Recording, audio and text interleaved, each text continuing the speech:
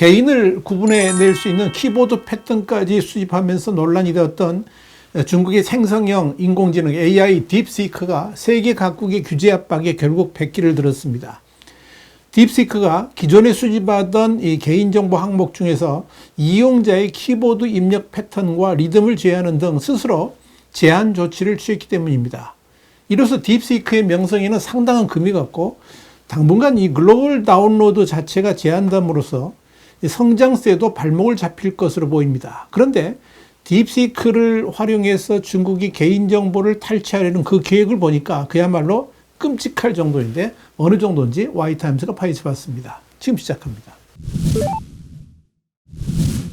중국의 국민 메신저 위챗에 딥시크 AI를 탑재하기로 할 정도로 승승장구를 이어가던 딥시크가 전 세계 각국 정부의 강력한 저항에 부딪혀서 딥시크 돌풍은 이제 중국 안방에서의 찻잔의 태풍으로 그칠 것으로 보입니다. 딥시크는 14일 개인정보 처리 방침을 일부 개정해서 기존에 수집하던 개인정보 항목 중에서 이용자의 키보드 입력 패턴과 리듬을 제한한다고 발표했습니다. 딥시크는 아울러 유럽 경제지역, 그러니까 EEA하고 영국, 스위스 등 유럽 국가를 대상으로 한 추가 약관을 마련하고 국내에서는 앱 신규 다운로드를 잠정 중단했다라고 밝혔습니다. 우리나라의 개인정보위원회도 17일 서울정부청사에서 긴급 현안 브리핑을 갖고 지난 15일 오후 6시부터 국내 앱 마켓에서 딥시크 다운로드가 잠정 중단됐다라고 밝혔습니다. 이 중국 스타트업이 개발한 생성형 AI 모델로 기존 AI 모델에 비해서 저비용으로 개발됐음에도 고성능을 구현하는 것으로 알려져서 주목을 받았던 딥시크는 서비스가 사용자 개인정보를 광범위하게 수집하면서 해당 데이터를 중국 서버에 저장한다는 점이 논란이 됐습니다. 그래 아니도 전기자동차를 비롯한 중국산 제품들의 정보 유출 논란이 거센 가운데 AI를 통한 거대한 개인정보 유출이 일부 사실로 확인되면서 딥시크 포비아라는 신조어까지 등장할 정도가 된 겁니다. 한국의 개인정보위원회는 지난달 31일 딥시크 본사에 개인정보 수집, 처리, 방식 관련 공식 질의서를 보내고 차체 분석을 진행했습니다. 분석 결과 개인정보 처리 과정에서 제3자 제공 및 통신 기능과 관련된 정보 공개가 미흡을 했고 지나치게 과도한 정보 수집 문제점도 확인이 됐습니다. 그중 가장 우려스러운 것 중에 하나는 딥시크 이용자의 정보가 중국 소셜미디어 틱톡을 운영하는 바이트댄스로 넘어간다는 점입니다.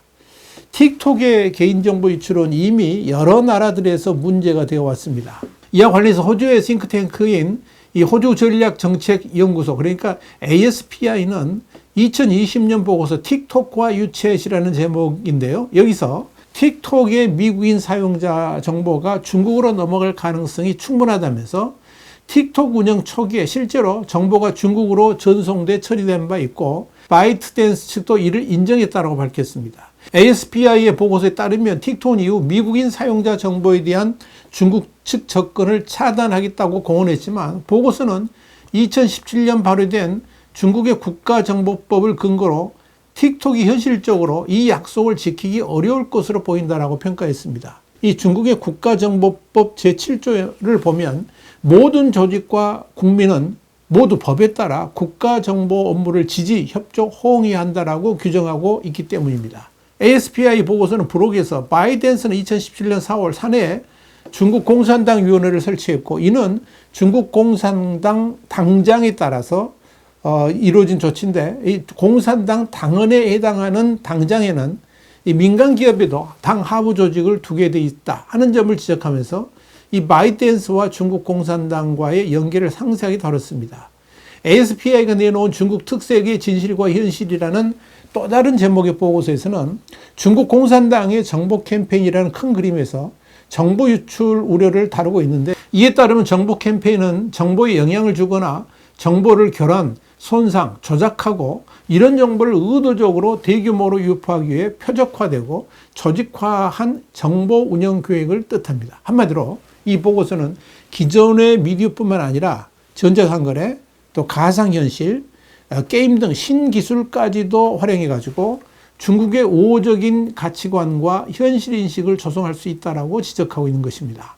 이에 대해 ASPI 측은 중국의 이런 정보 캠페인을 주도하는 조직은 중국 공산당의 중앙선전사상 문화 공작 영도 소조가 당의 선전 업무를 총괄하는 최고 기구이고 중국 공산당 중앙위원회 선전부가 중국의 미디어와 출판 산업을 감독하면서 국가 인터넷 정보 판공실이 사이버 콘텐츠를 관리한다라고 밝혔습니다.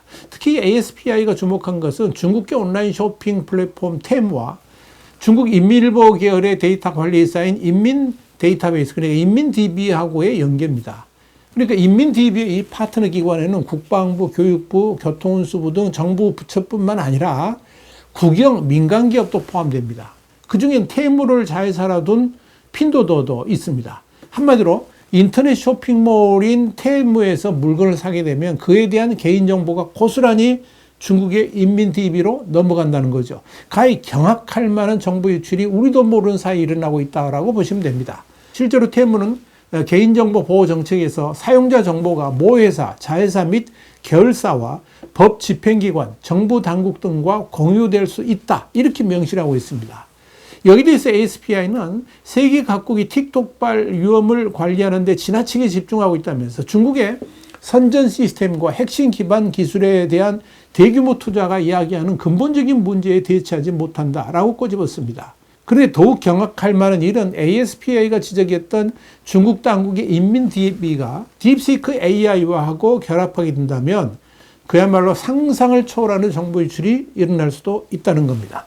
실제로 중국의 국민 메신저 위챗이 초개인화 서비스 확장 차원에서 딥시크 AI를 도입하기로 했습니다. 중국의 전문가들은 이런 결합으로 인해서 딥시크의 자연어 처리 능력이 위챗 검색의 정확도를 향상시킬 것으로 예상하고 있는데, 그러니까 AI가 사용자 대화 기록과 공식 계정 정보를 결합해 가지고 보다 개인화된 답변을 제공할 수 있을 것이다 하는 분석입니다. 이게 말은 좋은데요. 중국 당국이 원한다면 사용자의 생각까지도 사실상 추적이 가능해질 수 있다는 점에서 이 소름 끼치는 일입니다. 자, 상황이 이러함에도 불구하고 중국 당국은 뻔뻔하게 이 딥시크 앱의 다운로드 중단을 결정한 한국 정부의 조치에 대해서 경제와 기술 문제를 안보화, 정치화하지 말아야 한다 하면서 큰 소리를 쳤습니다. 중국 외교부의 고작훈 대변인은 17일 정례브리핑에서 관련 질문에 구체적인 사안은 중국 주관부처에 문의하라면서도 중국 정부는 일관되게 중국 기업의 현지 법규를 엄격히 준수하는 기초 위에서 해외 운영을 하라고 요구해 왔다는 사실을 강조하고 싶다라고 밝혔습니다. 고 대변인은 또 우리는 관련국, 그러니까 한국이 경제, 무역, 과학기술 사안을 안보화, 정치하지 않기를 희망한다라고 강조했습니다.